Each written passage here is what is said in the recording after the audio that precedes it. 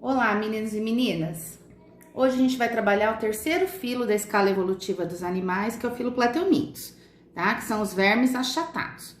Então, dentro desse grupo, nós temos representantes muito famosos, que é o caso da solitária, do esquistossomo, que causa barriga d'água, da planária, certo?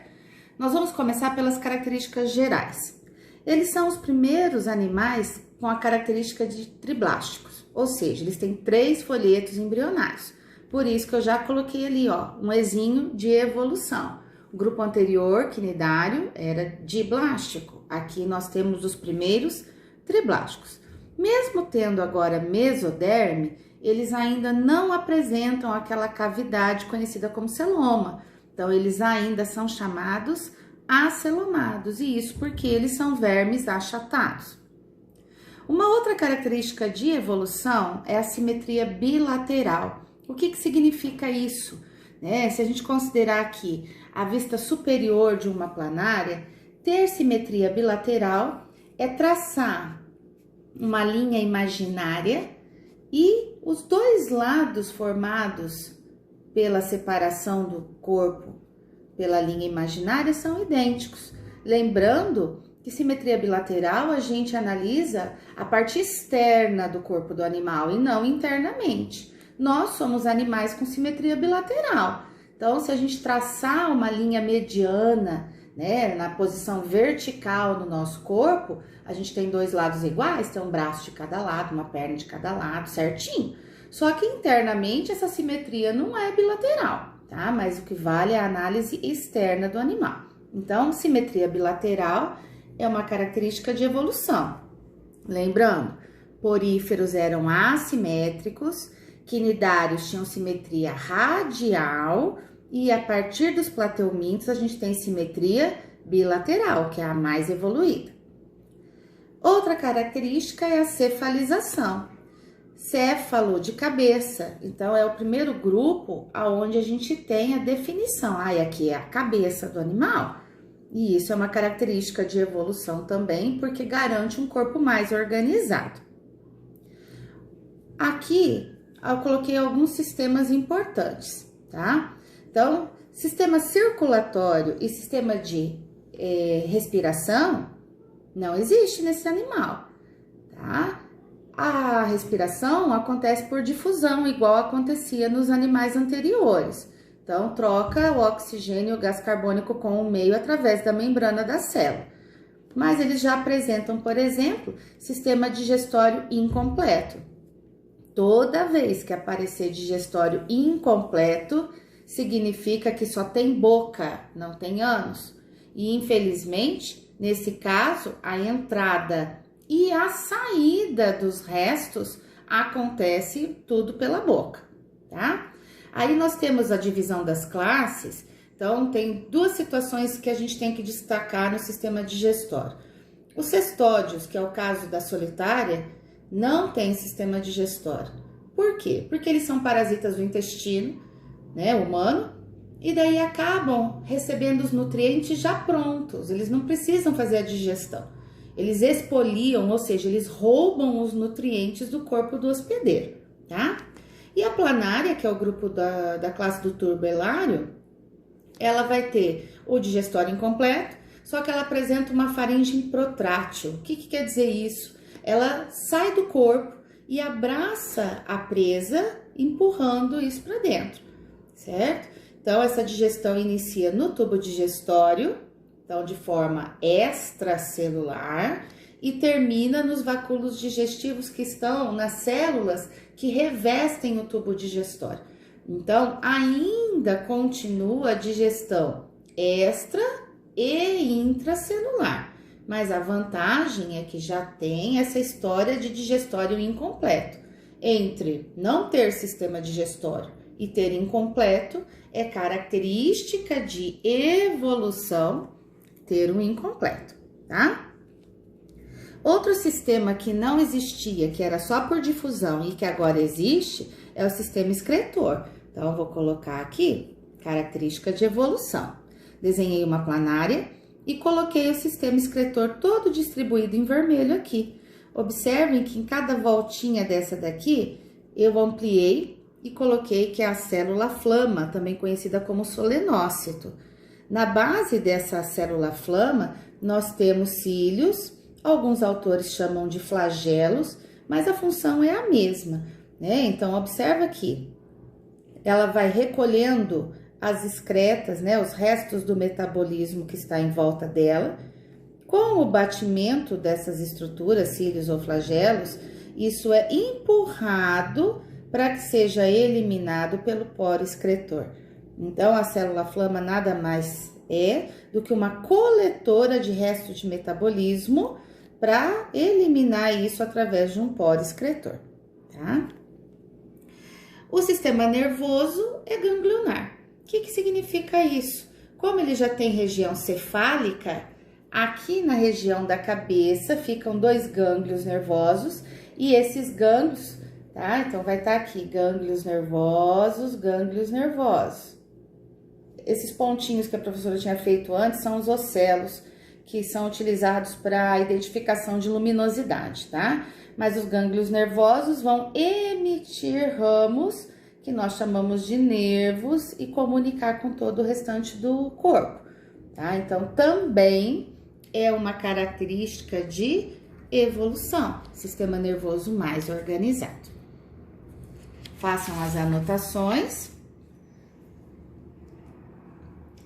O filo dos plateumintos, ele é subdividido em 3 classes importantes: a turbelária, tremátoda e cestoda, tá? Coloquei algumas características específicas do grupo, porque aquelas características gerais valiam para todos. Então, agora aqui algumas características diferenciais. Então, na turbelária, o representante maior é a planária. Ela é aquática, então a maioria de água doce, mas tem espécie de água salgada. Ela é de vida livre. O que significa isso? Não causa doença. Ela apresenta os ocelos, que são aquelas estruturas que a professora colocou, que é para identificação de luminosidade, tá? São os ocelos. Elas são monóicas, então tem os 2 sexos, são hermafroditas. Elas podem fazer reprodução assexuada. Lembra quando a gente estudou a reprodução? Eu falei que nesse momento eu só citaria que é a laceração. A gente já estudou o que é laceração. Divisão do corpo com sofrimento, gerando vários pedaços, cada pedaço dando origem a um novo indivíduo. Mas ela também faz reprodução sexuada. E essa reprodução sexuada, apesar dela ser monóica, ela pode trocar gametas com outra planária, fazendo fecundação cruzada, garantindo assim maior variabilidade genética. A outra classe é a tremátoda, aonde está o esquistossoma. Característica específica, eles são dioicos, então tem sexos separados, e eles apresentam o que a gente vai chamar de dimorfismo sexual, ou seja, o macho é diferente da fêmea. O macho, ele é achatado e ele apresenta uma cavidade na região central que chama canal ginecóforo, onde a fêmea, que é cilíndrica, se encaixa na hora da cópula. E a última classe é a cestoda, onde estão as tênias, que são as solitárias. E eu desenhei aqui uma tênia, ela tem uma cabeça, que é o scólex, e o corpo é dividido em anéis, chamados de proglotes, ou estróbilos, e esses proglotes, os jovens são os que estão mais próximos da região do scólex, os intermediários são considerados adultos, e os finais são chamados de proglotes grávidos, aonde nós teremos os ovinhos. Então, esse animal, ele pode chegar a ter 4, 5, 6 metros de comprimento. Então, às vezes, o hospedeiro elimina 1 metro de verme. Corta aqui, 1 metro. E elimina essa parte final.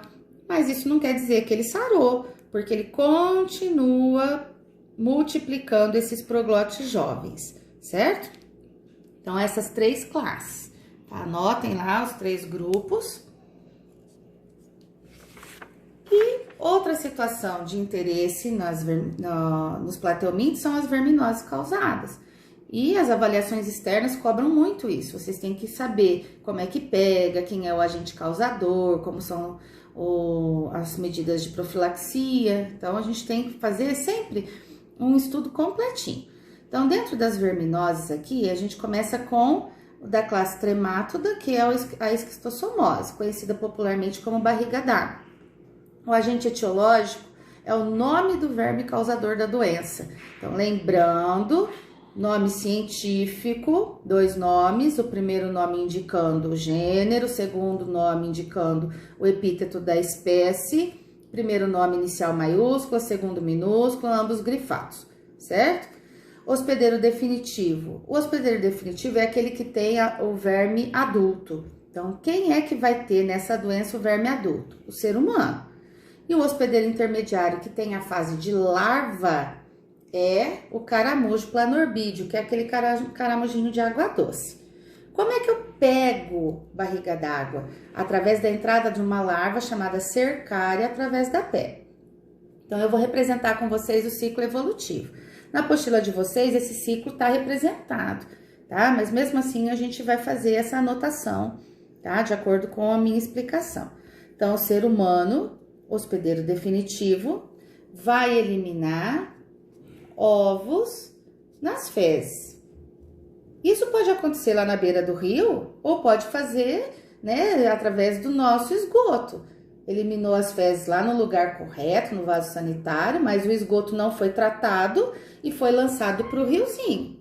Chegando no rio, esses ovos vão virar uma larva, que chama larva miracídio. Essa larva não traz prejuízo nenhum para o ser humano. Ela parece um grãozinho de feijão e tem cílios. Então, ela se locomove, tira os nutrientes por difusão da água sem problema. No entanto, a intenção dessa larva é achar o hospedeiro intermediário, que é o caramujo. Ela entra na parte mole do corpo do caramujo e dentro desse caramujo ela se transforma na larva cercária, que é o que a gente chama daí de forma infectante, ou seja, que vai atingir o hospedeiro. Então, essa larva é eliminada do corpo do caramujo e ela tem uma cauda bifurcada, que fica penduradinha na água desse jeito. Não adianta a gente pensar que isso aqui é macroscópico, eu consigo olhar na água para ver se tem. Não. Aí o cara vai, pisa essa água ou vai nadar nessa água contaminada, essa cercária penetra a pele do hospedeiro, cai na corrente sanguínea e através do sangue ela vai se instalar na veia porta-hepática do indivíduo, que fica lá no fígado. E lá ela se desenvolve para verme adulto. Então, como é que eu peguei esquistossomose? Através da entrada da larva cercária pela pele, que através do sangue chegou no fígado do cara. Lá, essa larva vai crescer, virando verme adulto, vai entupir as veias do fígado, desse sistema porta-hepático, e essa obstrução vai fazer com que o sangue não consiga passar com facilidade e vai começar a vazar água do plasma sanguíneo se acumulando entre os órgãos da cavidade abdominal. Por isso que chama barriga d'água. Isso a gente chama de ascite, que é a inflamação da cavidade abdominal. Além disso, o fígado vai ficar inflamado, o pâncreas vai ficar inflamado, o baço vai ficar inflamado. Esses órgãos, então, inflamados, crescem, fazendo com que o indivíduo fique parecendo que está grávido, uma barriga de gravidez. Mas, na verdade, é água entre os órgãos e órgãos inflamados. Toda vez que a gente trabalhar uma verminose, a gente vai trabalhar também a profilaxia, que são as medidas de prevenção. Então, uma delas é saneamento básico, né? Se eu tenho tratamento de rede de esgoto, se a água é tratada, eu diminuo essas verminoses. Evitar contato com águas suspeitas e tratamento dos casos positivos, porque se ninguém tiver verme, não passa para frente. Nesse caso em especial, se tiver epidemia da doença no município, a gente pode exterminar os caramujos. Mas caso contrário, sem epidemia, eu não preciso sair matando todo caramujinho que eu vejo pela frente. Eles fazem parte da cadeia alimentar, ok? E as doenças causadas pela solitária, que é a teníase e a cisticercose, tá? A teníase, o agente etiológico pode ser de dois modelos, Taenia solium, que é encontrada no porco, Taenia saginata, que é a do boi. Nesse caso, o hospedeiro definitivo é o ser humano, ele que vai ter o verme adulto, e o intermediário é o porco, se for Taenia solium, ou o boi, se for Taenia saginata. Como é que eu pego? Ingestão das larvas dos vermes. Essa larva é chamada de cisticerco. E onde ela é encontrada? Na carne do hospedeiro intermediário. Então, se eu comer carne de porco mal passada com a larvinha do verme, eu posso me contaminar. Mesma coisa com a carne do boi, certo? No ciclo evolutivo, então, um hospedeiro definitivo, que é o ser humano, elimina ovos nas fezes. Esses ovos vão contaminar a água do rio, por exemplo. Essa água vai ser servida ao hospedeiro intermediário, que é o porco ou o boi, e uma vez ingerindo esses ovos, esse ovo vai virar larva no intestino delgado. Essa larva fura a parede do intestino, cai na corrente sanguínea, então vai para o sangue do porco, no caso aqui, ou do boi, e vai se alojar nos tecidos moles. Quais são esses tecidos moles? O cérebro, o músculo, e daí o indivíduo come essa carne contaminada e essa larva vira verme adulto de novo no intestino dele, certo? Então, observem aqui que o hospedeiro definitivo é o ser humano e o intermediário é o porco ou o boi. A profilaxia é consumir carnes de boa procedência. Precisa ser vistoriado, os criadouros têm que ser legalizados pela vigilância sanitária, para que não haja esse tipo de contaminação. Agora, na cisticercose, o agente etiológico é só a Taenia solium. Nesse caso, o hospedeiro definitivo é o porco e o hospedeiro intermediário é o ser humano. É ele que vai ter a fase de larva, por isso que chama cisticercose. O cara tem o cisticerco, a larva. Como é que é o contágio? A ingestão de ovos do verme. Então, eu vou fazer o papel de hospedeiro intermediário. No ciclo evolutivo, o hospedeiro definitivo, que é o porco, porque aqui é só Taenia solium, vai liberar ovos do verme nas fezes. Isso vai contaminar a água ou as verduras, né, dependendo do que eu vou consumir. Esse ovo vai ser ingerido pelo hospedeiro intermediário, que é o homem, nesse caso, vai virar larva no intestino delgado dele, cai no sangue e daí se aloja nos tecidos moles. A gente só não vai fechar esse ciclo porque o porco não vai comer a carne do ser humano.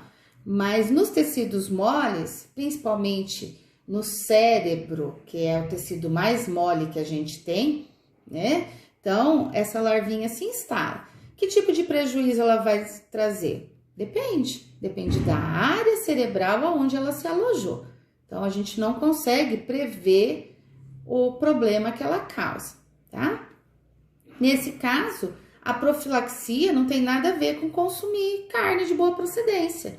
É saneamento básico, tratamento de esgoto, água tratada, lavar bem as verduras antes de consumir, higiene com os alimentos, lavar bem as mãos depois de utilizar o banheiro e assim vai, tá? O que a gente pode relacionar a cisticercose com a carne é que o portador de teníase, por ter o verme adulto, ele está eliminando ovos nas fezes.